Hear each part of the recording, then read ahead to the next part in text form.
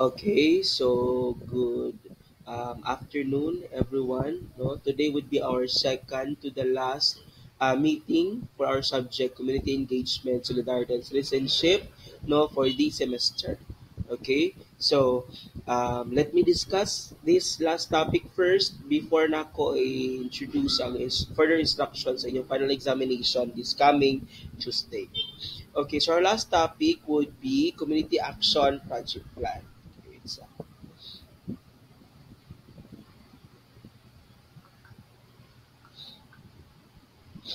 Okay. So our topic is community action project plan, no?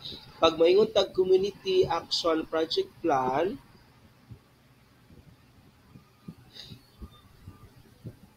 okay. All right. So, months before, I introduced to you community action plan. Also may difference atong community action plan and community action project plan. No, pag maingon ta og community action plan, ang mga activities dito is pang short term lang. Pero pag maingon tag community action project plan, no, pang long term siya, no? So since this is community action project plan, of course, na-adjud siya project, no? So unsa di ay ning project? A project is a set of interrelated activities undertaken by a group of people within a specific period to achieve the objectives defined by the group. Okay? Each objective is to improve the situation of the community. Pag mo yung project, these are activities nga pang long term, no? Nga dapat dugay siya mapuslan or magamit sa mga tao. No, as you can observe sa atong government, tagal sila og projects or mga programs para sa mga tao. And of course, dugay gito siya napuslan jud sa mga tao. No, for example, kani Karsada. No, this is a project by the government and grabe napuslan gyud nato siya og taman karon. Okay?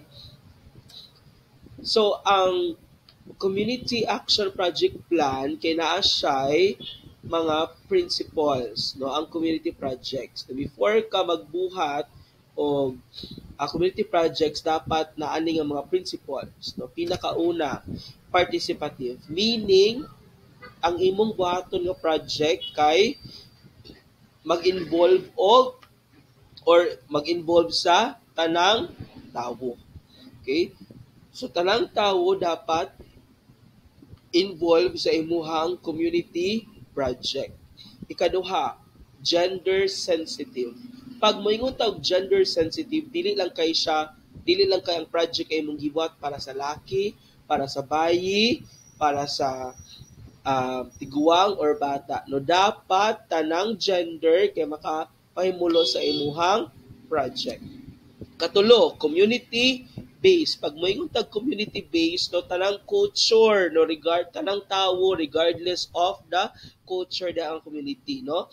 Christians, mapa-Christian pa ba na, mapa-Muslim or unsa pa na nga culture or tribe, no, dapat apil na sa inyong project or inyo silang gi-apil. Sustainable, meaning years siya dapat mapuslan sa mga tao, dili lang kay weeks. No, dapat dugay-dugay gid siya dapat mapuslan sa mga tao, no, years and years. And lastly, learning oriented, meaning ang tanang tawo sa community dapat nakabalo nga naay ana nga project. For example, scholarships. No, dapat na lang tawo makabalo nga okay na pa scholar si kapitan. No, naay paayuda si kapitan. Dili lang kay ang mga suod nga mga kamag-anak ang makabalo ana nga mga projects. Okay. So before the formulation of the project plan, it is important that you have an idea of the whole project cycle. So the activities include the following, no? So mauni ang project cycle, no? So first process, situation analysis and evaluation. Before ka magbuhat og project, dapat nakabalo ka sa problem sa community, dapat na-analyze nimo og pag-ayo ang situation sa community, no, na obserbahan ni nimo taman unsa pa kinahanglan ana nga community before ka magbuhat og project. Once nakabalo na ka ana tanan, pwede na dayon ka maka-generate og ideas. Diri sa generation of project ideas. No, maka-generate na rin ka og ideas nga okay, mauni ang need sa community, mauni ang kikinahanglan sa mga tao. Next is project selection. No, makaselect na rin ka og project, okay, magpatukod ko ani, magpabuhat ko ani. And then project planning, no, magplanuhon na rin mo sa ano mo pagbuhat nga project, no, kinsa nga mga tawo ang imong gikinahanglan para mahitabo na siya nga project. Ikalima is fund sourcing, no, dili mahitabo na nga project kung walay kwarta, no. Imudyo unaw-unaw na aha ko og funds ani nga project, no, aha ko kahagikan og kwarta ani nga project. Number 6, project implementation and monitoring. No, once makakita na ka og funds, makakita na ka og pondo or money para sa resources sa imong project, i-implement na rin mo ang project. No, lihoko na dayon, sugdan na dayon ang project. And lastly, project evaluation. So, yes, naka-implement na kasi mong project, no? After pila ka years, dapat i-evaluate nimo ang imuhang project o effective ba siya or dili. No, nagamit ba siya sa mga tawo or ang tanang tawo ba ang nakagamit sa imuhang project. So, dapat na ninyong i-take. Okay, so maura to siya sa atong last lesson. Let's proceed to your final examination. No, unsay buhaton niyo sa final examination. No, just to be clear, your final examination would be this coming Tuesday. No, karon na siyang Martes ninyo buhaton ang inyong final examination. Ang final examination ninyo is group performance, no, nga naay maximum of 3 members. Okay, tulo na dapat ka membro ang maximum. Pero pwede na magduha, pwede na pod mag individual. Okay, unsay buhaton ni sa final examination, sir? Mag-project proposal mo. Okay, magsuot mo og formal attire, no, kay inyo nang i-defend inyong project proposal. Okay, magsuot mo og formal nga attire, no? I-print ninyo siya sa long bond paper and then ibutang ninyo siya og long folder. No, sa may dagwa ini project proposal, sir, naatay format. Pinakauna, okay, number 1, general information. No, under sa general information 1.1 project site. Unsa man yung project site? Aha nga area ninyo buhaton inyong project. For example, yung Pagadan City, sa barangay ko ana mo buhaton or pwede po siya outside Pagadian.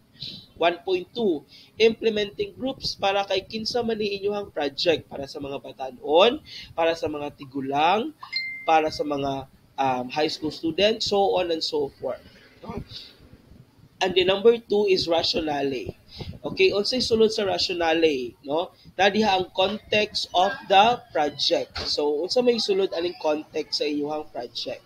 Okay, so naay mga guide questions dira nga inyong kinahanglan ra ansiran, no? Nga mo ibutang ninyo sa context of the project.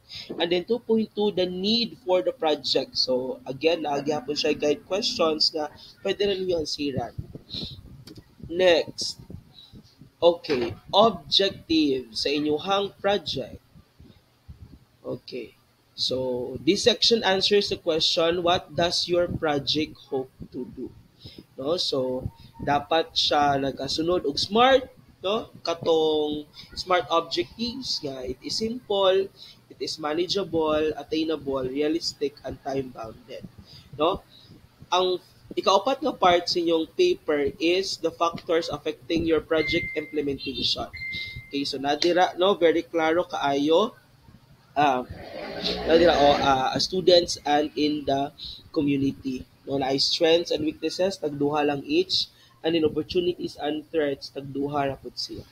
And ang last nga part sa inyong paper is the work plan template. Na diha first activities, no, katong mga series of activities nga pagbuhaton ninyo para sa anong project, and then venue, dapit, time frame, no, pila siya ka semana or pila ka months kada activity. And then inyong expected nga outcome. Okay? And then resources needed. Unsang mga resources kinahanglan, no? Let's say magpabuhat ni karsada, sir, no? So, unsa may mga resources, unsa may mga kinahanglan para makabuhat og karsada, of course, no, saminto, so on and so forth. And then the budget itself, no? Og pila ang budget ninyo per resources. And then person in charge, no, let's say nga engineer buhisan, wala dila ang person in charge. Okay, then architect Sabilia. So i-specify siya pag-ayo sa person in charge. So mo ni siya ang format sa inyong community action project plan. Okay, mo ni pinakauna, ikaduha, and ikatulo. Okay. So, to give you more idea about it, sundo ninyo ni siya nga mga format, no? Isulod siya og long bond paper, no? And then i-print siya sa isulod siya sa long folder, no? I-print siya sa long bond paper, no? Dapat Arial ang gamiton niya font size, 12 ang fonts ang Arial ang font style, 12 ang font size, and then 1.5 ang spacing, and then normal ang gamiton nga margin. Okay, so during the budget proposal, no, you provide snaps para sa panel per group na siya. Okay, so that would be on Tuesday. Okay, again, so magsuot og formal attire nga nadala ni inyong paper.